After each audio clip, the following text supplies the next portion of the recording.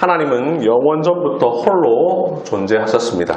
그 무엇에도 의존하지 않으셨고 그 누구와도 함께하지 않으셨습니다. 이때 하나님은 한 분이시면서 또한 동시에 삼위로 존재하셨습니다. 그 누구도 없었고 아무것도 없었지만 한 분 하나님께서 삼위로 계셨기 때문에 하나님은 삼위께서 영원전부터 교제하셨습니다. 삼위 하나님의 교제는 삼위 하나님 안에서 이루어지는 것인데 하나님은 그 안에서의 교제가 바깥으로 이어지기를 원하셨습니다. 그래서 하나님은 이 세상을 창조하기를 원하셨습니다. 이 세상뿐만 아니라 자기 형상과 모양을 따라 사람을 창조하기를 원하셨습니다. 이를 통해 세상과 관계하시고 사람과 교제하기를 원하셨습니다. 하나님은 독야청청하신 분이 아니라 사람과 함께 하시고 사람과 교제하는 분이 되기를 원하셨습니다. 간단하게 표현하면 하나님은 사람에게 임재하기를 원하셨습니다. 하나님은 어떻게 사람과 함께 하시는가? 이 사실은 성경 전체에 매우 중요한 주제입니다. 하나님은 어떻게 사람과 함께 하시는가? 창세기부터 요한계시록까지 성경 전체는 하나님께서 자기 백성과 함께 하신다라는 사실을 보여주고 있습니다. 아담부터 계속해서 이어지는 언약은 하나님께서 그 백성과 함께 하신다라는 사실을 보여줍니다. 그런 가운데 그 하나님의 함께 하심을 깨닫지 못하는 연약한 인간의 모습을 보여주기도 합니다. 하나님의 임재, 하나님께서 우리와 함께 계신다. 이 사실이 가장 극치에 드러난 때는 바로 예수님께서 오셨을 때입니다. 보라, 처녀가 잉태하여 아들을 낳을 것이요 그의 이름을 임마누엘이라 하리라 하였으니 이를 번역한즉 하나님이 우리와 함께 계시다 함이라. 예수님께서 태어나실 때의 일을 기록한 마태가 이사야 7장 14절을 인용하면서 설명하는 구절이죠. 예수님이 오신 것, 그것은 곧 하나님이 우리와 함께 계신다라는 사실을 가장 잘 보여준 사건입니다. 성경은 예수님의 오심을 기준으로 앞에서는 구약, 뒤에서는 신약에서 하나님의 임재에 대해서 이야기합니다. 하나님은 첫사람 아담과 함께 하셨고 아브라함, 이삭, 야곱과 함께 하셨고 모세, 여호수아, 다윗, 솔로몬과도 함께 하셨습니다. 이렇게 개개인에게도 함께 하셨지만 무엇보다 하나님은 자기 백성과 함께 하셨으니 하나님은 임마누엘이십니다. 그런데 하나님은 영이십니다. 영은 눈에 보이지 않습니다. 하나님이 함께 하시지만 그 사실이 만져지지 않고 보이지 않고 몸으로 느껴지지 않습니다. 오늘날에만 그런 것이 아니라 구약시대에도 마찬가지입니다.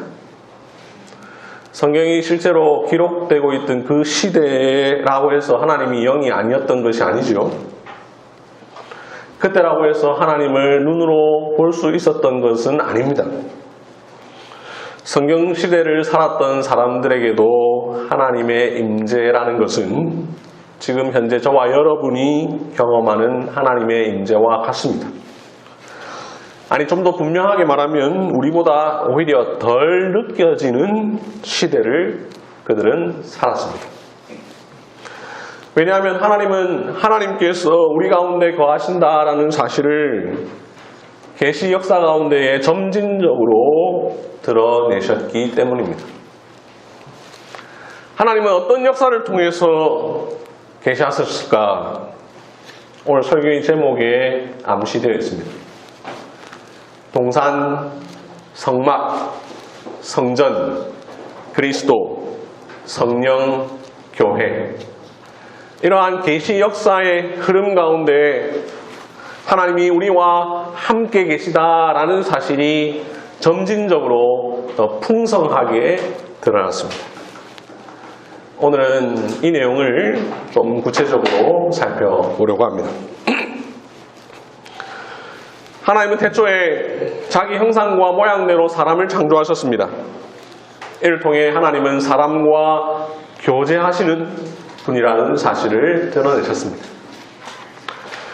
사람을 지으신 하나님은 사람을 그냥 두지 않으셨습니다. 창세기 2장 8절을 보시면 사람을 동산에 두셨다라고 말씀을 합니다. 이 창세기 2장 8절을 좀 더 자세히 보시면 하나님이 세상을 지으시고 그 세상 중에 동방이라는 곳이 있고요. 그 동방 중에서 에덴이라는 곳이 있고 이 에덴이라는 곳 중에서도 일부가 동산입니다. 그리고 거기에 사람을 두십니다. 뿐만 아니라 창세기 2장 15절을 보시면 하나님은 그 사람을 동산에 두실 뿐만 아니라 그 사람으로 하여금 그 동산을 경작하며 지키게 하셨습니다. 하나님은 왜 동산을 지으셨을까? 그냥 세상만 만들면 되지 않습니까? 그리고 그냥 그 세상에 두셨다라고 말씀하시면 되는 것 아닙니까? 왜 하나님은 하필이면 사람을 이 세상 중에서도 동방, 그 동방 중에서도 에덴 중에서도 동산에 두셨을까? 하나님은 왜 사람을 그냥 거기에 있게 하는 것 정도로 하지 않으시고 그 동산을 경작하며 지키게 하셨을까? 우리 계속해서 성경 전체를 통해서 하나의 일관된 관점으로 성경을 생각하는 일을 쭉 하고 있는데요.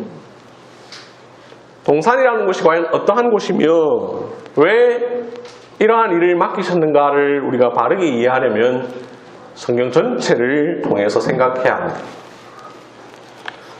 정답을 먼저 말씀드리면 이 에덴에 있는 동산은 성소를 의미합니다.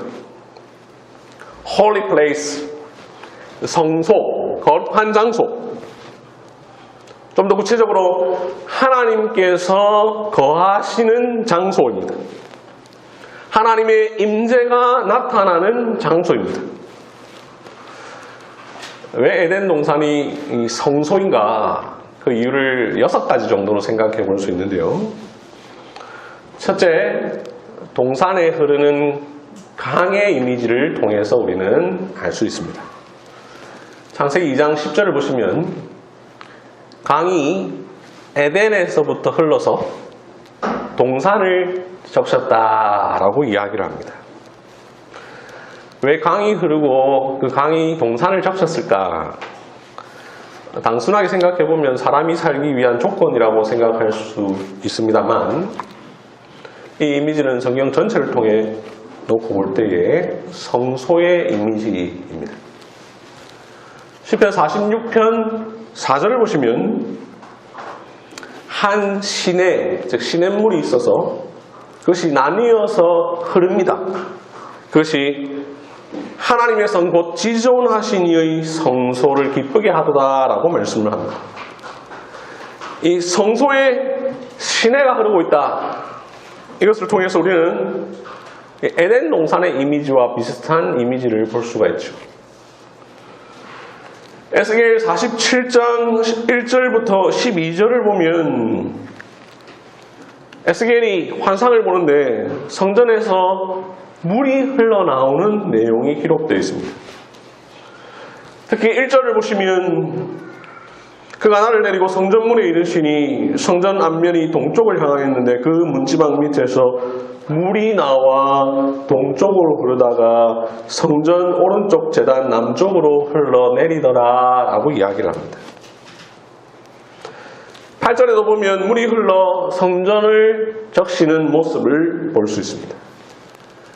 제가 갖고 있는 성경에 보면 에스겔 47장의 소제목이 성전에서 나오는 물이라는 제목으로 되어 있습니다. 이처럼 물이 흐르는 이미지, 그것은 성소의 이미지고 에덴 동산의 이미지와 같습니다. 둘째, 동산의 입구가 동쪽이기 때문입니다. 방금 본 에스겔 47장 1절을 보시면 성전 앞면이 어디를 향하고 있습니까? 동쪽을 향하고 있다라고 말씀합니다. 즉 성전 입구가 동쪽이죠.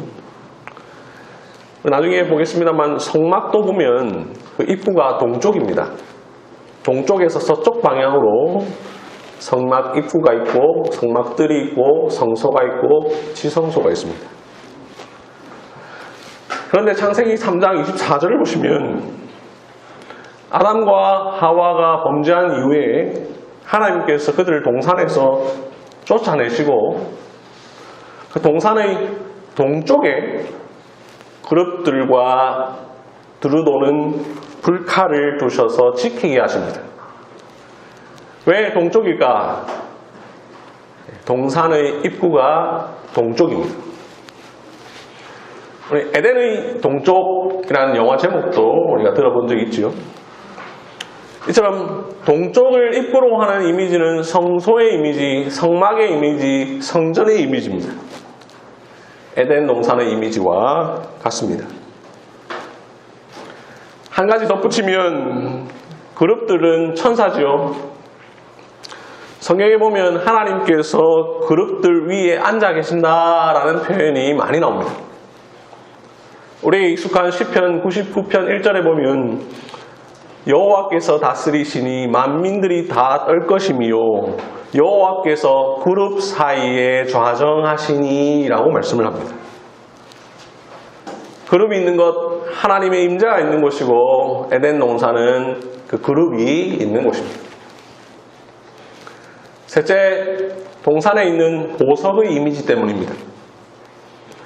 창세기 2장 11절을 보시면 금이 있는 하윌라 온 땅을 둘렀으며 라고 말하고 12절에 보면 그 땅에 금은 순금이요 그곳에는 베델리엄과 호마노도 있으며 라는 표현이 나오는데 금은 우리가 잘 아는 대로 보석이지요.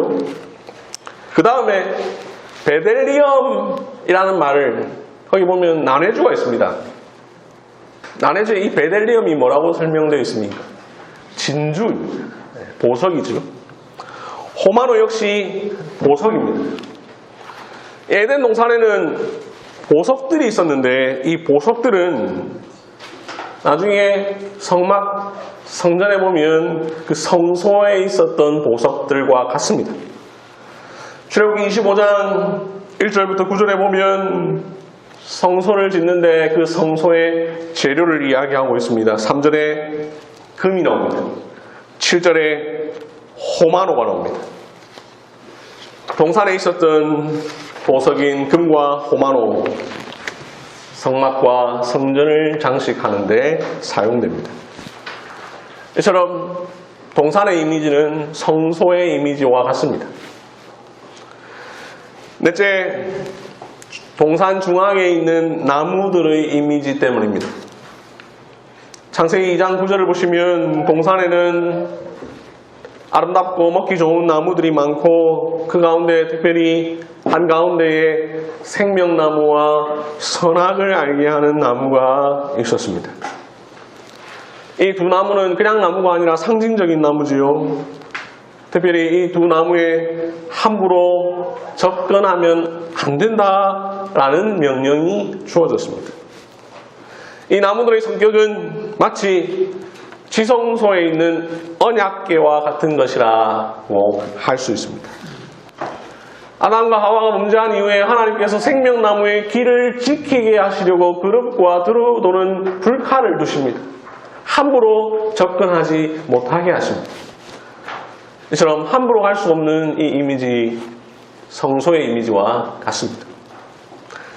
다섯째, 동산에 나오는 하나님의 건의심 혹은 하나님의 임재하심의 이미지 때문입니다. 창세기 3장 8절을 보시면 동산에 거니시는 여호와 하나님의 소리를 듣고 라고 되어 있는데요. 여기 거니시다 라는 말이 걷다 라는 말이죠. 근데 이 히브리어가 분사형으로서 반복적이고 습관적인 행동을 나타낼 때 쓰이는 표현입니다. 그러니까 하나님께서 한 번 거니신 것이 아니라 계속 거닐고 계셨다라는 말입니다. 여러분, 하나님에게 발이 있습니까? 그런데 동산을 거니셨다라는 말은 무슨 말입니까? 이건 신인 동형론적 표현이라고 하죠. 하나님에게 손이 없지만 마치 손이 있는 것처럼 묘사를 하죠. 마찬가지로 하나님께서 발이 없으시지만 거니셨다라는 것은 하나님의 임재, 하나님의 함께 하심이 이 동산 가운데 있었다라는 의미입니다. 출애굽기 25장 8절을 보면 성소 역시 하나님이 거하시는 곳, 하나님의 임재를 상징하는 곳이었습니다. 그러니 동산은 성소의 이미지를 갖고 있고 하나님의 함께 하심을 드러내는 장소라고 할 수 있습니다. 마지막 여섯째로 동산에 있는 아담은 제사장의 이미지를 갖고 있기 때문입니다. 창세기 2장 15절을 보시면 하나님께서 동산에 아담을 두신 뒤에 그 동산을 경작하며 지키게 하라 말씀을 하셨는데, 이 경작하다라는 말과 지키다라는 말이 함께 있어서 뭔가 어색합니다만 우리 개정 성경이 참 좋은 성경인데요. 번역이 참 잘 되어 있는데 이 세상에는 완벽한 번역 성경은 없죠. 개정로에서 조금 잘못된 부분이 있을 수 있는데 이 부분이 바로 그렇습니다. 이 경작하다라는 말 때문에 마치 그냥 농사 짓는 것처럼 생각하기가 쉬운데요. 이전 번역, 개역 한글에 보면 이 경작하다를 다스리며라고 번역을 했습니다. 이 다스리며 경작하며 좀 다르지 않습니까? 전혀 이미지가 다르죠. 다스리며가 좀 더 나은데 그것도 약간 조금 어색하고 더 좋은 표현은 섬기며입니다. 이 섬기며라는 표현은 이 직분적 봉사와 관련되죠. 특별히 제사장이 성소에서 자기의 직무를 감당하는 것과 관련됩니다. 이 섬기며라는 표현이 더 바람직한 이유는 바로 다음에 나오는 지키게 하시고 라는 표현을 통해서 더 분명해지는데요. 15절에 사용된 이 경작하다라는 말, 이걸 바꿔서 섬기다라고 하고 그 다음 지키다라는 말 하면 섬기며 지키는 것, 이것은 바로 제사장이 성막에서 자신의 직무를 위하여 봉사하는 모습을 보여줍니다. 그것이 민수기 1장 53절 그리고 민수기 3장 7절부터 8절에 잘 나와 있습니다. 이처럼 첫사람 아담은 하나님의 임재가 있는 상징적 장소인 동산이라는 성소를 섬기면서 지키는 제사장이었습니다.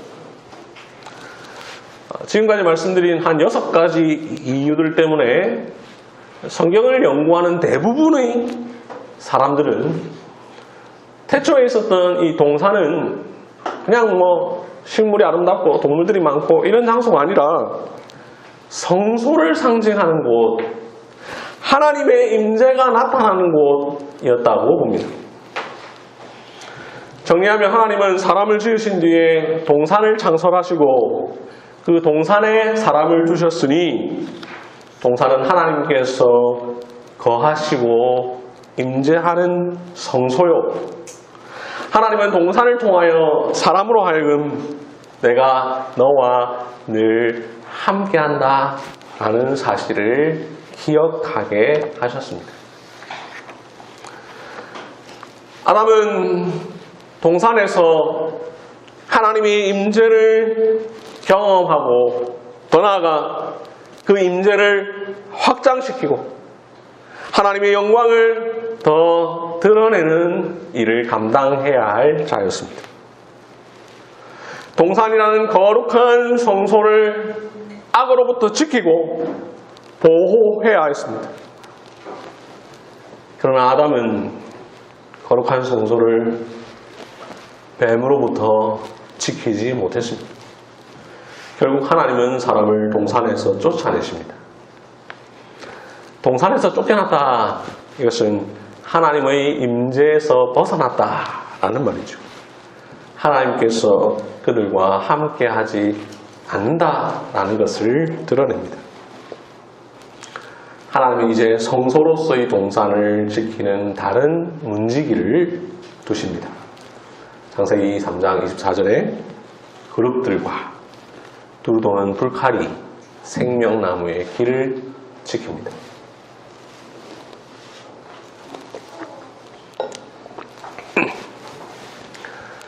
우리 하나님 자비의 하나님이십니다. 우리 하나님 용서의 하나님이십니다. 우리 하나님 여전히 임마누엘의 하나님이십니다. 인간의 범죄로 인하여 하나님의 임재가 떠났지만 하나님께서는 다시금 자기 백성과 함께 하기를 원하십니다. 다시 자기 백성과 언약을 맺으십니다. 노아, 아브라함, 이삭, 야곱과 함께 하시고 그리고 그 임재를 계속해서 풍성하게 드러내기를 원하십니다. 이스라엘 백성들을 출 이집트 시키신 뒤에 성막을 만들게 하십니다. 왜 성막을 만들라고 명령하셨을까? 출애굽기 25장 8절은 이렇게 말합니다. 내가 그들 중에 거할 성소. 성막과 그 안에 있는 성소는 하나님의 임재를 상징하는 장소입니다. 하나님께서 자기 백성과 함께 하신다는 표시입니다. 그래서 하나님은 성소에서 자기 백성을 만나시죠. 출애굽기 25장 22절에 거기서 내가 너와 만나고 출애굽기 29장 45절 46절을 봅시다. 내가 이스라엘 자손 중에 거하여 그들의 하나님이 되리니 그들은 내가 그들의 하나님 여호와로서 그들 중에 거하려고 그들을 애굽 땅에서 인도하여 낸 줄을 알리라. 이 말씀을 보면 하나님께서 성막을 건축하라고 하신 이유는 하나님께서 이스라엘 백성 중에 거하시고 임재하신다라는 사실을 잘 드러내시기 위함입니다. 사실 성막이라는 단어의 히브리어 미시칸이라는 말은 거주, 거처, 주택 이런 뜻입니다. 이 뜻에서 성막, 성소라는 말이 나왔습니다. 하나님께서 이런 의도를 갖고 계셨다는 사실은 이미 출애굽을 시작하는 즈음에도 이미 말씀하신 적이 있습니다. 출애굽기 15장 17절 여호와여 이는 주의 처소를 삼으시려고 예비하신 것이라 주여 이것이 주의 손으로 세우신 성소로소이다. 에덴의 동산이 아담의 실패로 인하여 성소로서의 기능을 다하지 못하자 하나님은 출애굽한 이스라엘 백성들에게 내가 너와 함께한다. 자기의 임재를 온전히 드러낼 성소로서의 성막을 지으라 하셨습니다. 그런데 하나님께서 문자적으로 성소에만 머무신다는 것은 아닙니다. 우리가 알다시피 하나님은 무소부재의 하나님이십니다. 하나님은 어느 한 곳에만 계시는 분이 아닙니다. 하나님은 전 세계 어느 곳에나 다 계실 수 있는 분입니다. 그럼에도 불구하고 하나님은 성소에서 함께 하셨으니 성소는 실제로 그곳에만 머무신다라는 것보다는 하나님께서 이스라엘과 정말로 함께 하신다라는 것을 보여주는 상징입니다. 하나님의 임재하심을 눈에 보이게 나타내는 것입니다.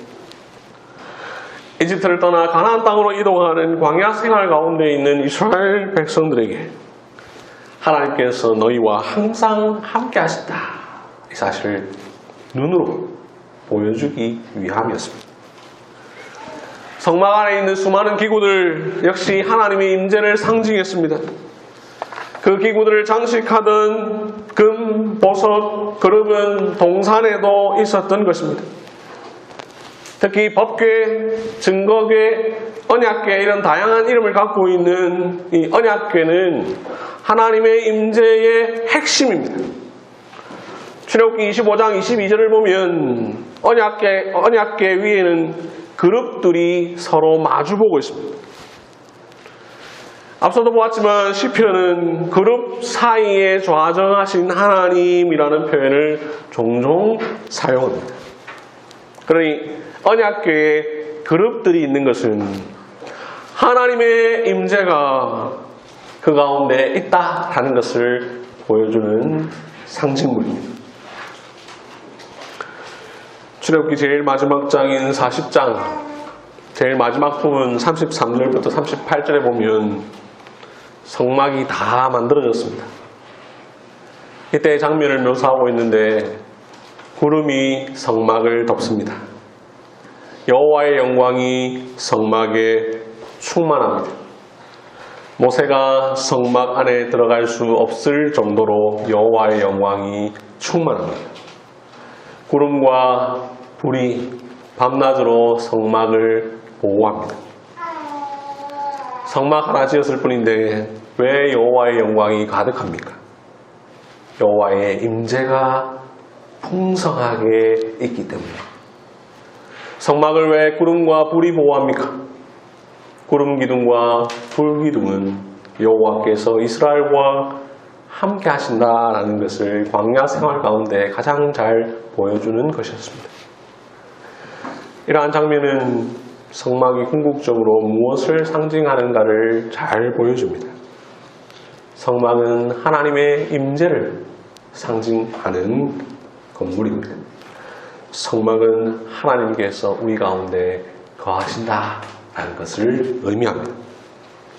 이스라엘 백성들은 성막을 보고 생각할 때마다 하나님은 저기 저 멀리 하늘에 계신 분이 아니라 우리와 늘 함께 하신 분이다 라는 사실을 깨달았습니다.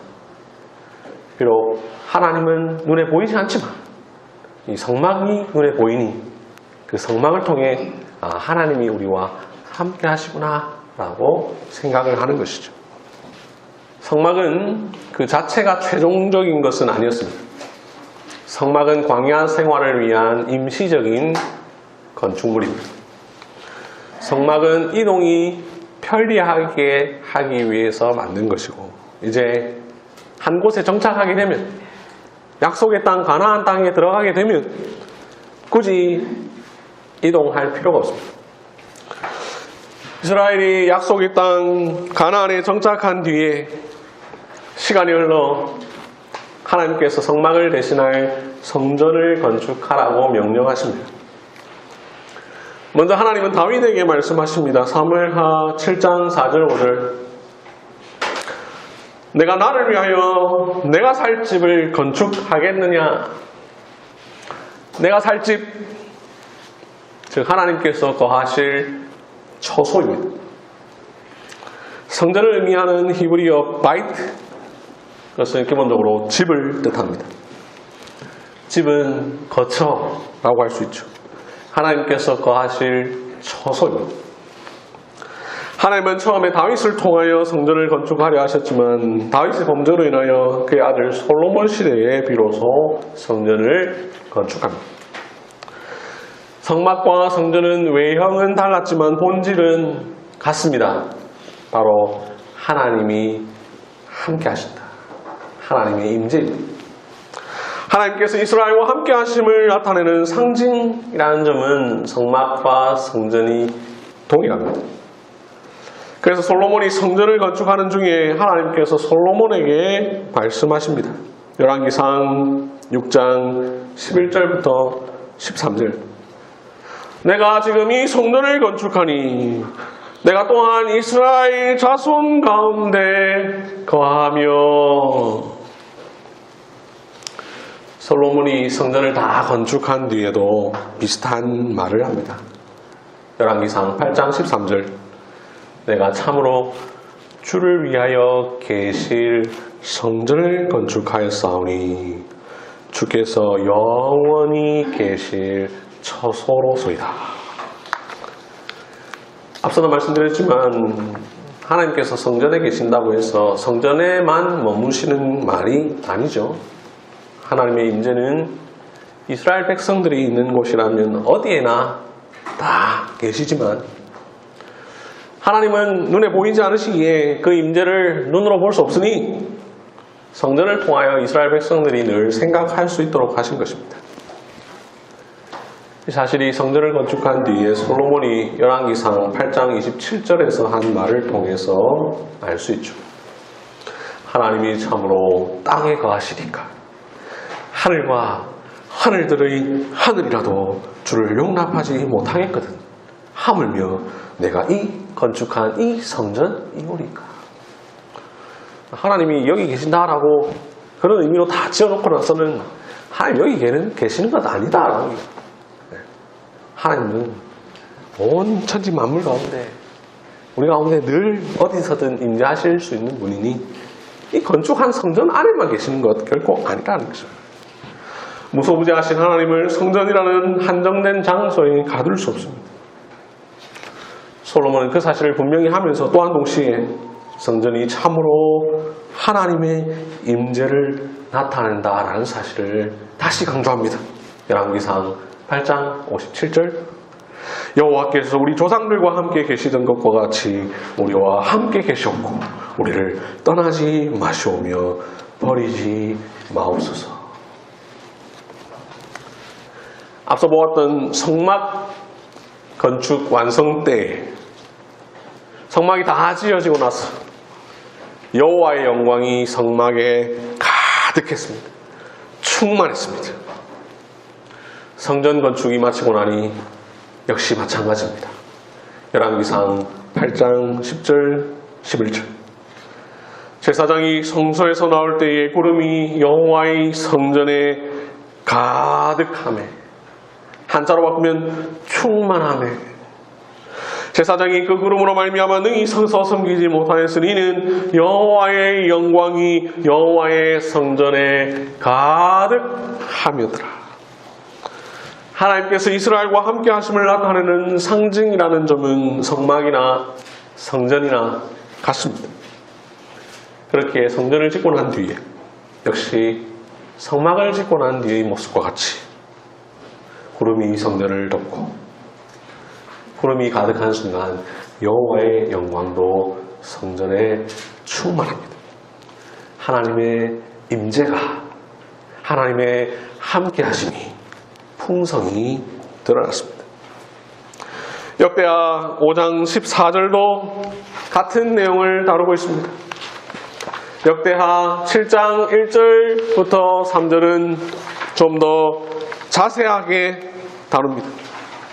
솔로몬이 기도를 마침에 여호와의 영광이 그 성전에 가득하니 여호와의 영광이 여호와의 전에 가득함으로 여호와의 영광이 성전 위에 있는 것을 보고, 성막, 성전 둘 다 본질은 같았습니다.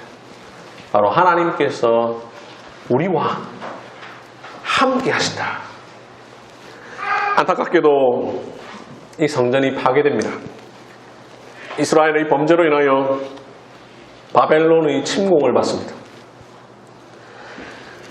1차, 2차, 3차에 걸쳐서 이스라엘 백성들이 포로로 끌려가는데 2차로 포로로 끌려갔던 에스겔이 포로로 끌려가고 나서 5년 지난 뒤에 하나님으로부터 계시를 받습니다. 그 내용이 에스겔서인데요.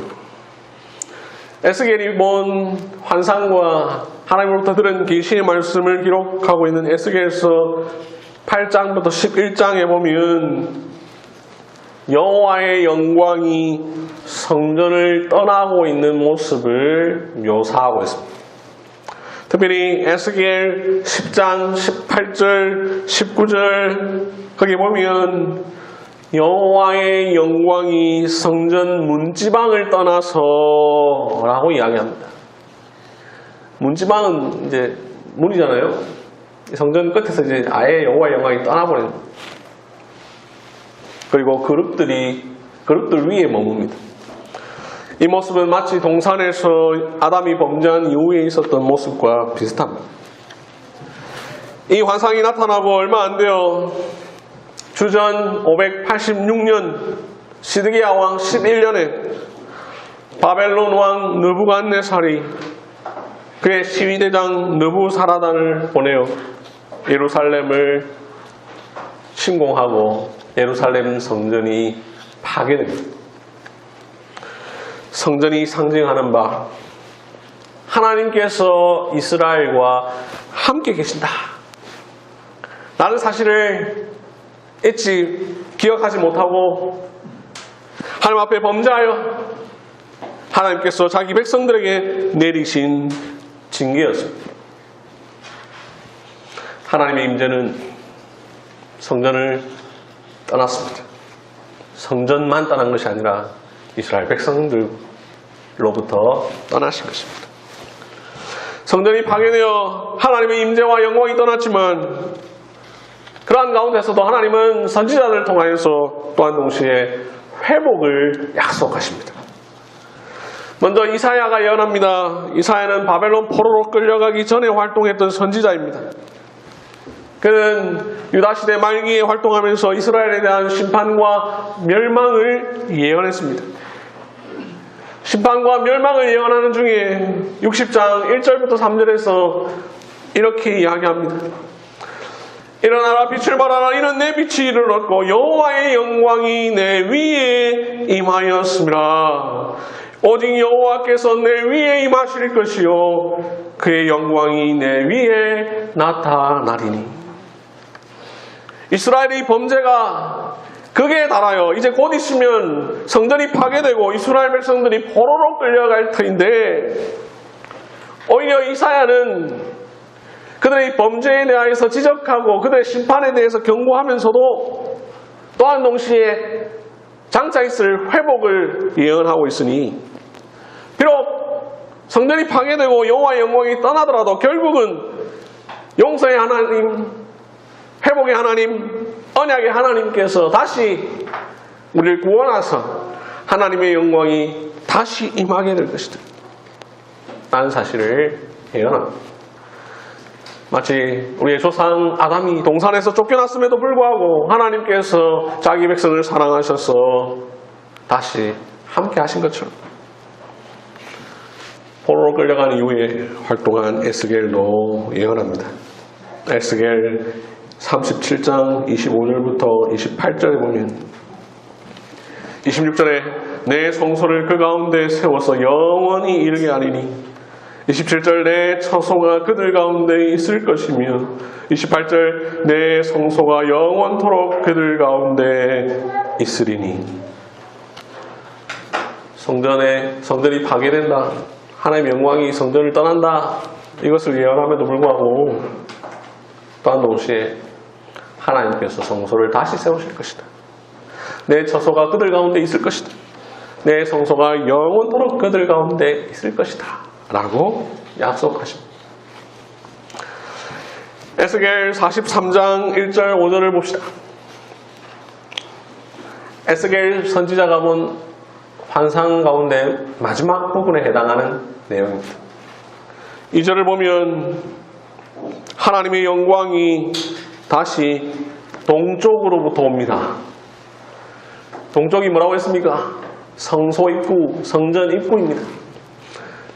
여호와의 영광이 성전 문지방을 떠났는데 여호와의 영광이 다시 동쪽에서부터 옵니다. 4절을 보면 여호와의 영광이 동문을 통하여 성전으로 들어갑니다. 5절을 보면 여호와의 영광이 성전에 가득합니다.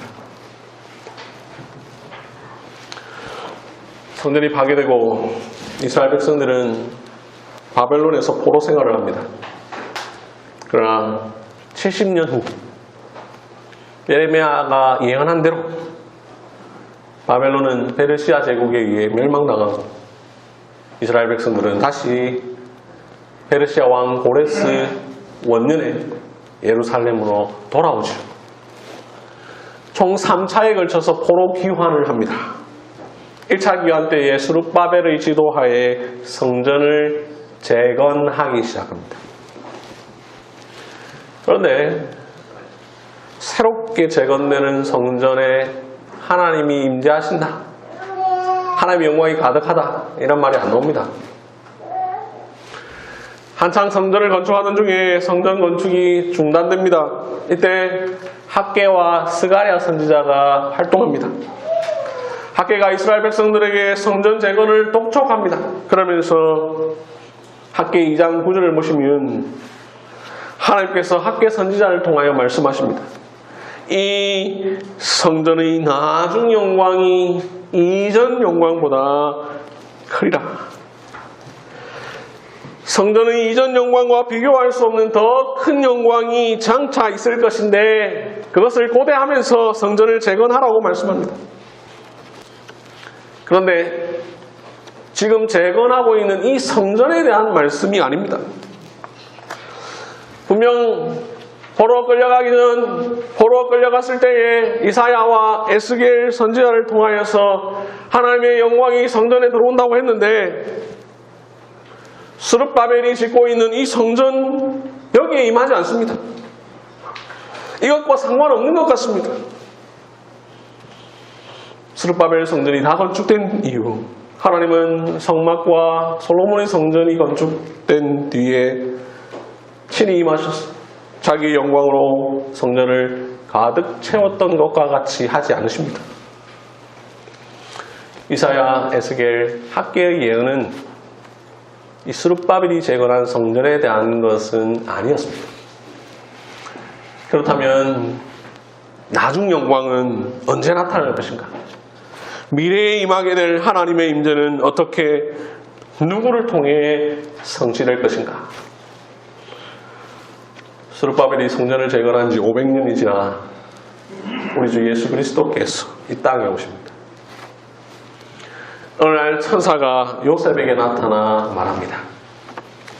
마태복음 1장 23절 보라, 처녀가 잉태하여 아들을 낳을 것이요 그의 이름을 임마누엘이라 하리라 하셨으니 이를 번역한즉 하나님이 우리와 함께 계시다.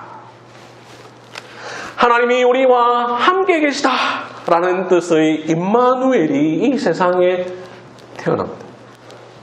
성전이 상징하던 하나님께서 자기 백성과 함께 하신다라는 그 상징의 실체가 나타납니다. 이제 더 이상 건물이 아닙니다. 성막이나 성전이 아닙니다. 예수님입니다. 임마누엘입니다. 하나님입니다. 이전보다 더 큰 나중 영광입니다. 예수님 오셨을 당시 스룹바벨 성전이 심하게 훼손되어져서 헤롯 왕이 다시 그 성전을 재건하고 있던 중이었습니다.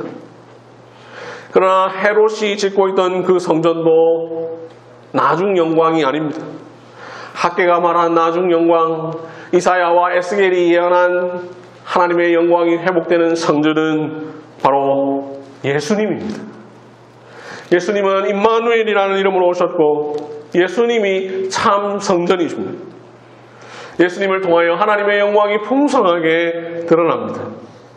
예수님은 우리 가운데 거하시는 하나님의 모습을 잘 보여줍니다.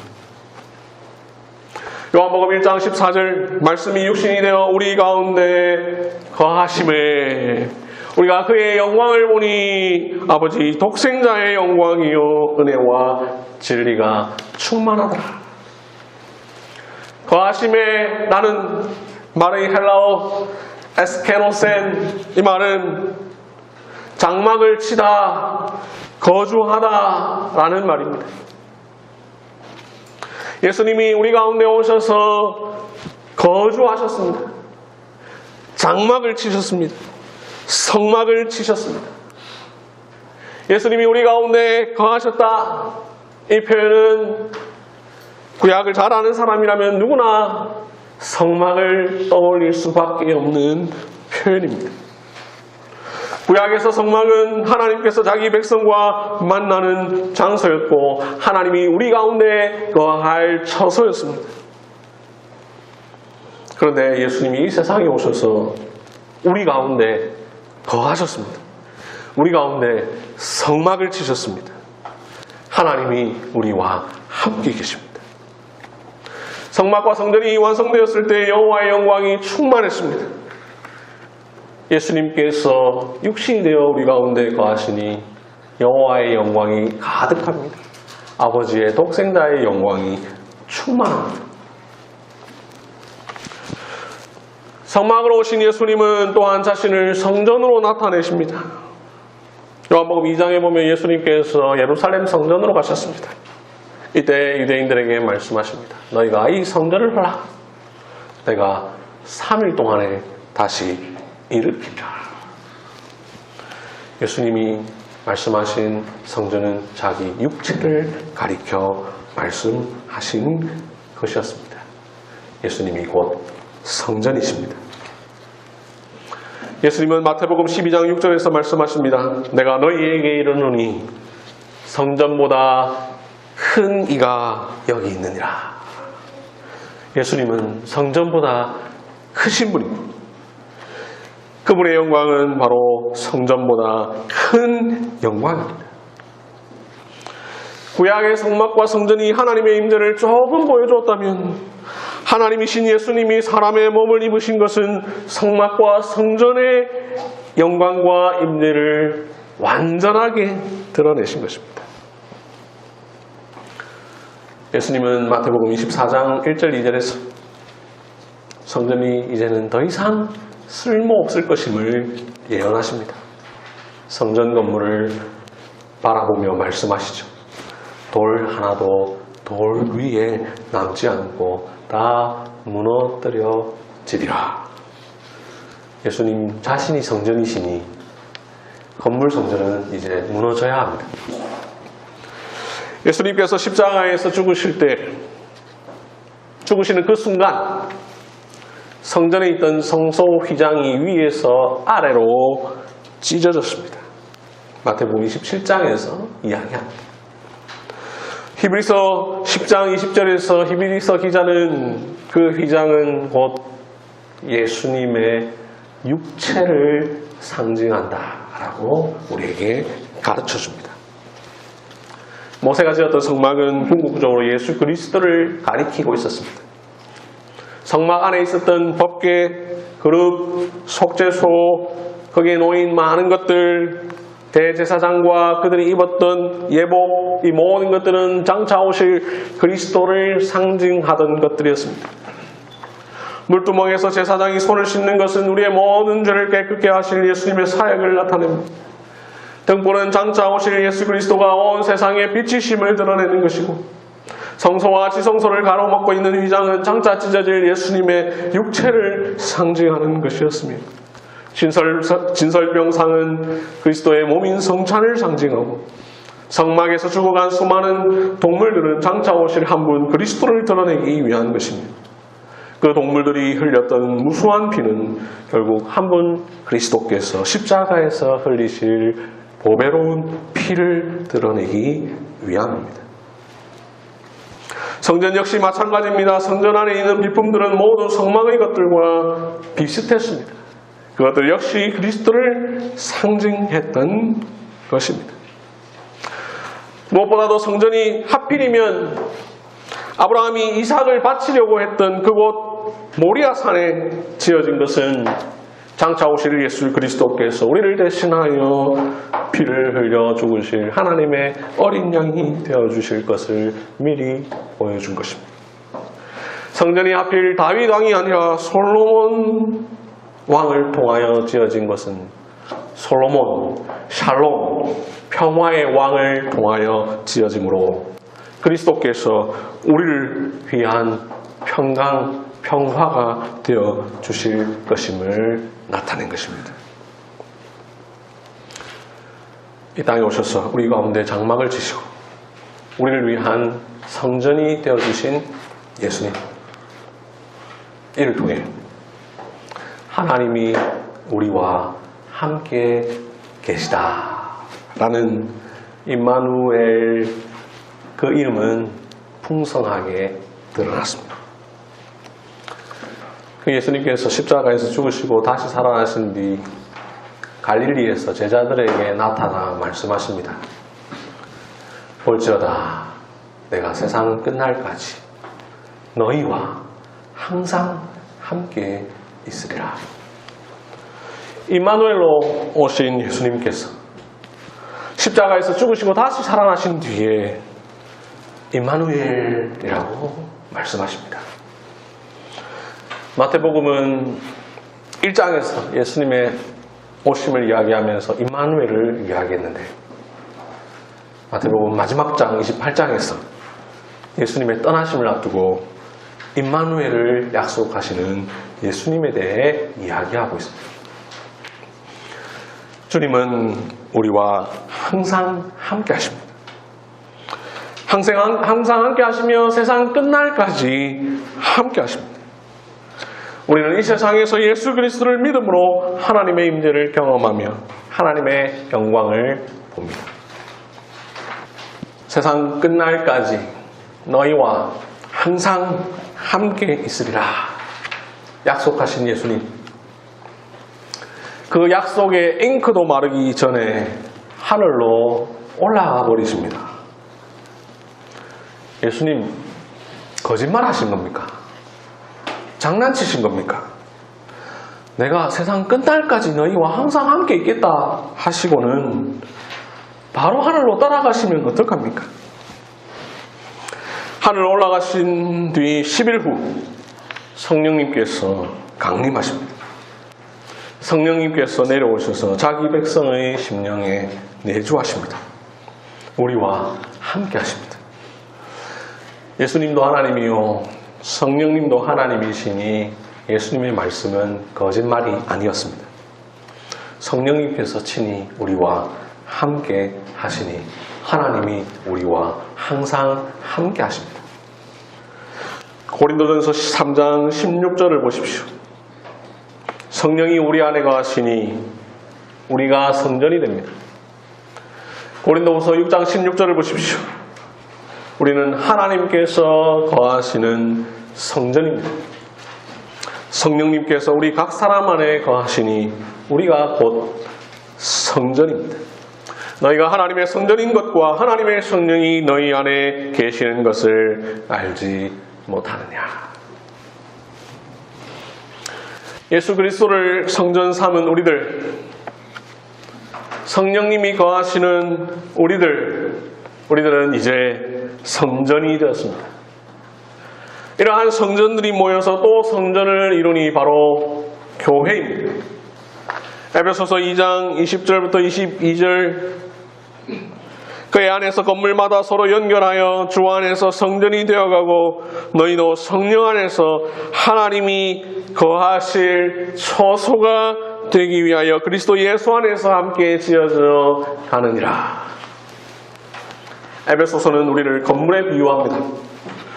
우리가 각자 성전으로서 서로 연결되어 주 안에서 성전이 되어갑니다. 성령 안에서 하나님이 거하실 처소가 됩니다. 이 교회를 가리켜 바울은 이렇게 말합니다. 교회는 그의 몸이니 만물 안에서 만물을 충만하게 하시는 이의 충만함이니라. 성막과 성전 안에 하나님의 영광이 충만하였는데 교회 가운데 그리스도의 영광이 충만합니다.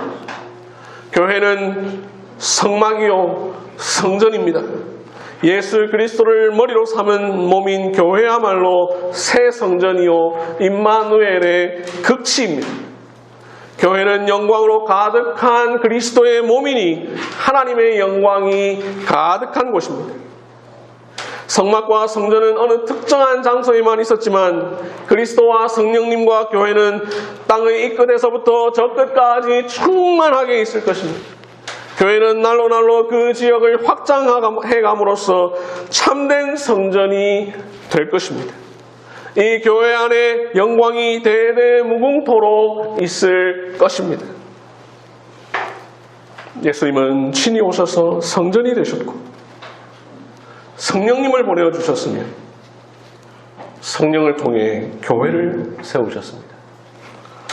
예수님은 자신이 성전이시면서 더 큰 성전을 위한 모퉁이 돌이 되어 주셨습니다. 주님은 교회 공동체를 통하여 하나님의 임재를 더 풍성하게 드러내십니다.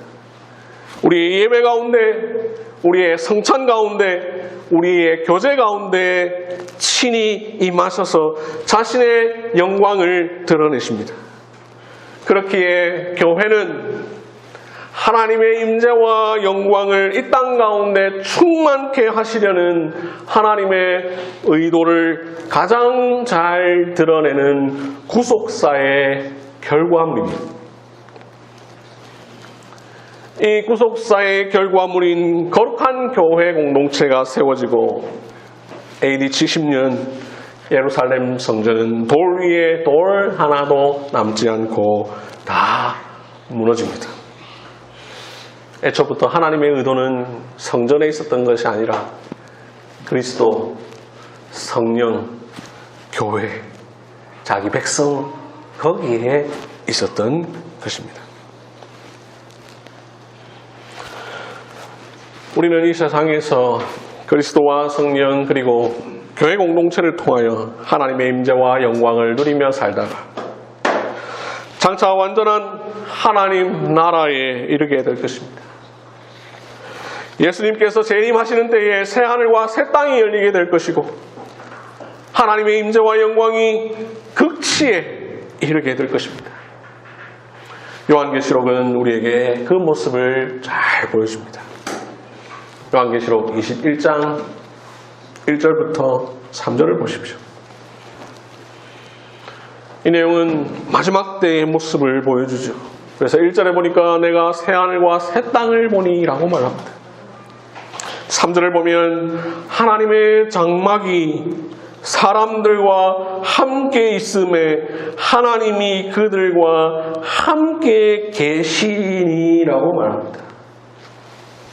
이 계시리니의 헬라어가 요한복음 1장 14절 말씀이 육신이 되어 우리 가운데 거하심에 할 때 그 헬라어와 같습니다. 하나님의 장막이 우리에게 임합니다. 우리는 이 세상에서 영광의 주 예수 그리스도를 믿고 성령 안에서 하나님과 교제하다가 장차 영원한 하늘의 장막에서 영원히 하나님을 만나게 될 것입니다. 이 땅에서 우리와 함께 하신 하나님께서는 그곳에서도 우리와 함께 하실 것입니다. 요한계시록 21장 22절 23절 성 안에서 내가 성전을 보지 못하였으니 이는 주 하나님 곧 전능하신 이와 어린 양이 그 성전이심이라. 요한이 이 계시의 말씀을 들었을 때는 아직 성전이 있을 때인데 그 성전이 없어질 것이고 하나님의 어린 양이 곧 성전이라고 말합니다. 그 성전에 하나님의 영광이 비친다라고 말합니다. 완전한 천국이 임할 때 하나님의 백성인 우리를 하나님의 임재 가운데 거하시게 하는 일이 완전하게 그리고 최종적으로 실현될 것입니다. 천국은 하나님의 백성이 삼위일체 하나님의 임재와 교제를 영원히 누리는 장소입니다. 그 모습을 요한계시록 22장 1절부터 5절까지 해서 보여줍니다. 요한계시록 22장 1절 2절을 보십시오. 이 모습은 에덴의 모습, 아니 새 에덴의 모습, 새 동산의 모습을 보여주고 있죠. 창세기 2장에 보면 에덴에서부터 강이 흘렀는데 요한계시록 22장 1절에도 보니 마지막 때에도 생명수 강이 흐릅니다. 그 강이 어디서부터 흘러나오느냐? 하나님과 어린 양의 보좌로부터 흘러나옵니다. 에덴에는 생명나무가 한 그루 있었는데 요한계시록 22장 2절을 보니 생명나무가 강 좌우에 있습니다. 새 하늘에서는 강 좌우 양편에 두 그루의 생명나무가 있습니다. 정리하면 그리스도께서 다시 오실 때 온 땅은 삼위일체 하나님의 영광으로 가득 찰 것입니다. 이 세상은 완전히 변하여 새 하늘과 새 땅이 열리게 될 것입니다. 하나님의 임재는 지금과 비교할 수 없을 정도로 더 풍성할 것입니다. 그날을 소망합시다. 말씀을 맺겠습니다. 태초에 하나님은 사람과 교제하기 원하셨습니다. 그리하여 사람을 창조하셨고 사람을 동산에 두셨으며 그곳에서 하나님은 임재하셨습니다. 그러나 죄로 말미암아 타락한 인간들은 하나님과의 관계가 단절되어 하나님의 임재를 경험하지 못했습니다. 그러한 가운데서도 하나님은 다시금 회복의 기회를 허락하셨습니다. 하나님은 그들과 함께 하시려고 성막에 오셨고 성전에 오셨습니다. 그러나 죄가 다시 하나님과 사람의 관계를 단절시켰습니다. 그 후 하나님은 예수 그리스도를 통하여 자기 백성과 함께 하시려고 구속의 역사를 이루셨습니다. 예수님은 친히 성전이 되셨고 하늘로 올라가시면서도 성령님을 보내주셨습니다.